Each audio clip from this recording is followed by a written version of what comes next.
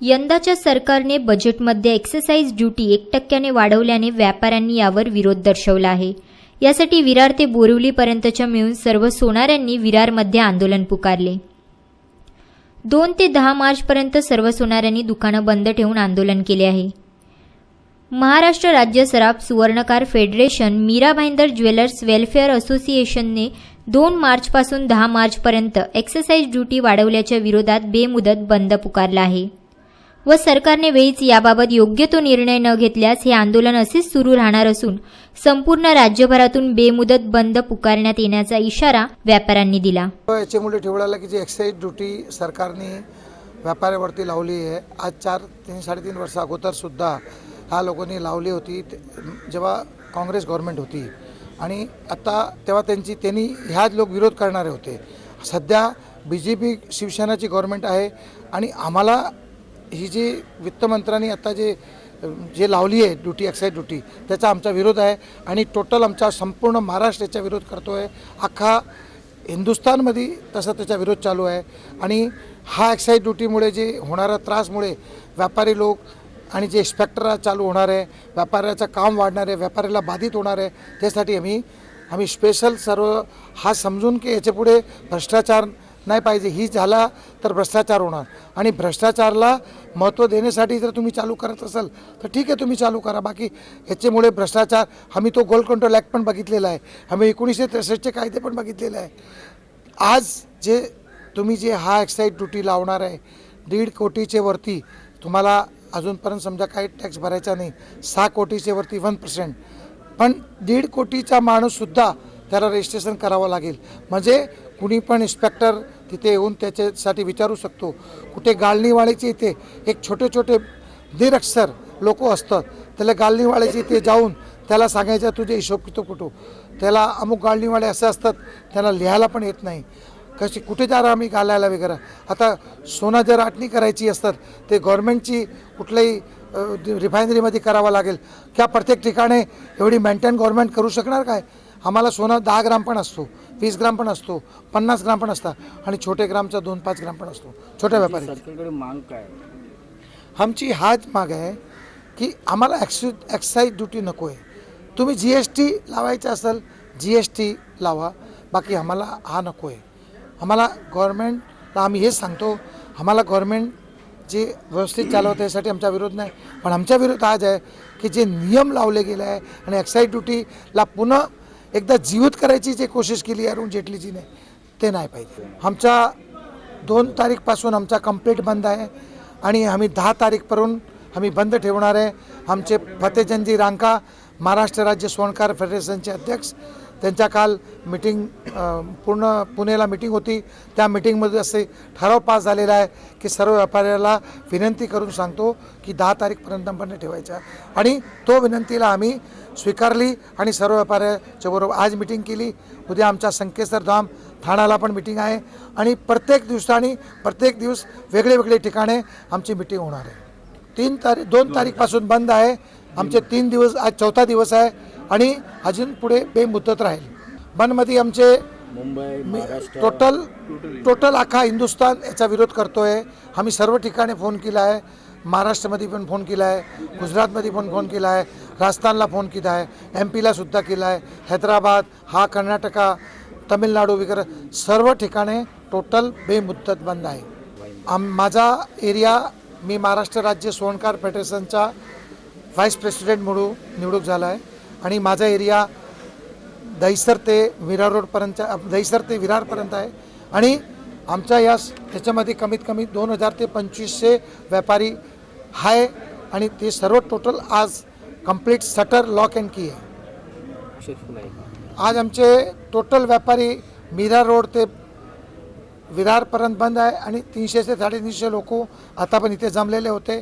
आणखीन लोक मीरा भाईंदरला काल मीटिंग झाली तेव्हा पण 300 लोक होते, त्याच्या अगोदर आम्ही लोढाधामला मीटिंग केली तेव्हा 400 लोक होते।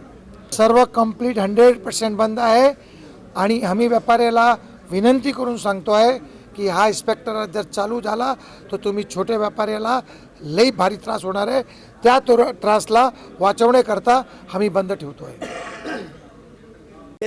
आपके माध्यम से मैं ये सरकार तक आवाज़ पहुंचाना चाहता हूं कि कृपया, हमारे सभी भाई हैं यहाँ पर, तो उस तक ये आवाज़ पहुँचाना चाहता हूँ सरकार तक कि सरकार के कानों पर जो अफसरशाही ने ये गलत बात घुसा दी है उनके दिमाग में, क्योंकि फील्ड पर मंत्री जी तो कभी फील्ड पर आते नहीं हैं, उन्हें क्या पता यहाँ क्या हो रहा है।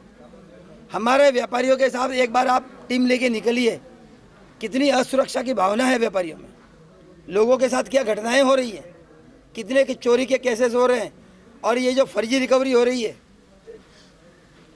ये बबर भाई अच्छी तरह जानते हैं पिछले मीरा भाईंदर में कितने वर्षों से कितनी रिकवरी हो रही थी। तो हम तो सरकार से निवेदन करते हैं, पहले आप उस ओर ध्यान दीजिए, फिर आप टैक्स की बात कीजिए। तो हाथ जोड़ के विनती है हम सभी व्यापारियों की ओर से, व्यापारी भाइयों की ओर से, कि इस काले कानून को न लाएं और हमें बिजनेस करने दें। हम सरकार को टैक्स भरने के लिए कतई मना नहीं करते हैं।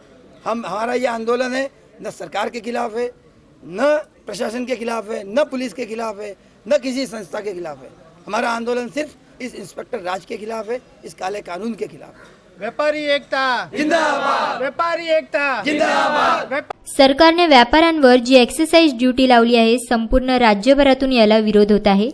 संपूर्ण राज्यभरातून हा संप सुरू आहे। तसेच आम्ही आमचा प्रत्येक टॅक्स भरतो व भरणार, परंतु एक्सरसाइज बंद करावा, नाहीतर असाच संप सुरू ठेवून तीव्र आंदोलन करणार, अशी प्रतिक्रिया व्यापाऱ्यांनी दिली। आम्ही छोटे छोटे व्यापारी आहोत, आम्ही या सगळ्या व्यापाऱ्यांच्या हितासाठी हे आम्ही लढतोय। आणि हे आम्ही नुसतं हे महाराष्ट्रच नाही आहे, संपूर्ण भारतामध्ये हे संप सगळीकडे आहे। ऑल जेवढे राज्य आहेत, महाराष्ट्र आपल्या भारताचे जेवढे राज्य आहे, संपूर्ण राज्यामध्ये संप आहे। आज 4था दिवस पूर्ण होतोय संध्याकाळपर्यंत।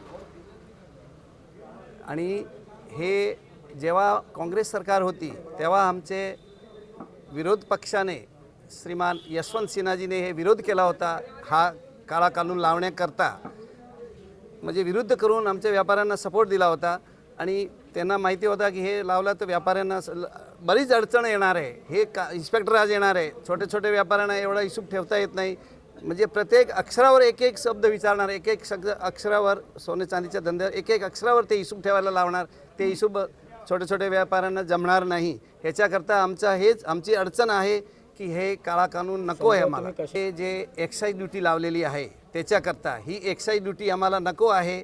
बाकी व्यापारी कुठलाही छोट्यापासून मोठा व्यापारी टॅक्ससाठी कधी म्हणजे नाही सांगत नाही की आम्ही भरत नाही, आणि भरता येतच। आणि जेव्हा त्यांची सरकार होती ते विरुद्ध केला होता, आणि आत्ता जेव्हा वित्तमंत्री होते यशवंत सिन्हा, त्यांचा चिरंजीव श्रीमान मनोज सिन्हा आत्ता राज्य वित्तमंत्री आहे। त्यांनी वित्तमंत्र्यांच्या बरोबर म्हणजे केंद्र सरकारच्या वित्तमंत्र्यांबरोबर हे सगळं कानून लावायची तयारी केली आहे। तर हे आमची तयारीसाठी आम्ही हे विरुद्ध केला आहे आणि हे संप ठेवला आहे, आणि या संपाला आम्हाला चांगला यश मिळणार आम्हाला माहिती आहे, आणि गव्हर्नमेंट आमचं ऐकणार आम्हाला हे पण आम्हाला खात्रीने विश्वास आहे। आणि जेव्हा पहिले 23 दिवस 21 दिवस हडताल झाली होती तेव्हा गव्हर्नमेंटला चांगली माहिती पडलेली आहे की हे व्यापारी काही मागे सरणार नाही, आणि हे पूर्ण बंदाला सपोर्ट देणार। भले 8 दिवस 1 दिवस 10 तारीख बंद येईल, 10 तारीखपासून नंतर पण आमचे जे मेन श्राप महामंडळाचे मेन भारताचे जे मंत्री आहे या श्राप महामंडळाचे, त्यांचा एक अक्षर पुढे आम्ही लांघून जाणार नाही, त्यांच्या म्हणण्याप्रमाणे आम्ही चालणार, त्यांच्या म्हणण्याप्रमाणे आमचा ही हडताल चालू लागणार। विपुल सोनी है, मैं विरार वेस्ट का प्रेसिडेंट हूँ।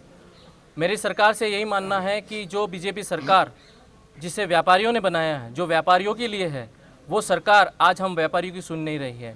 जो एक्साइज ड्यूटी वो लाना चाहती है, हमारा विरोध एक्साइज ड्यूटी के प्रति नहीं, हमारा विरोध जो इंस्पेक्टर राज है उसके प्रति है। हम वो यही कहना चाहते हैं कि जो कार्यकर्ता उनके हैं, जो हम व्यापारियों से जुड़े हुए हैं, वो हमारे दुख दर्द को समझे और हमारे दुख दर्द को वहाँ रखा जाए।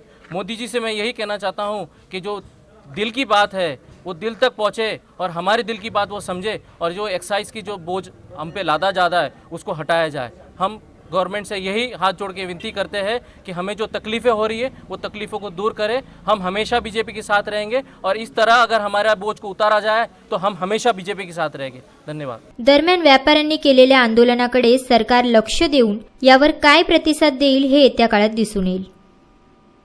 खुलासा न्यूज विरार।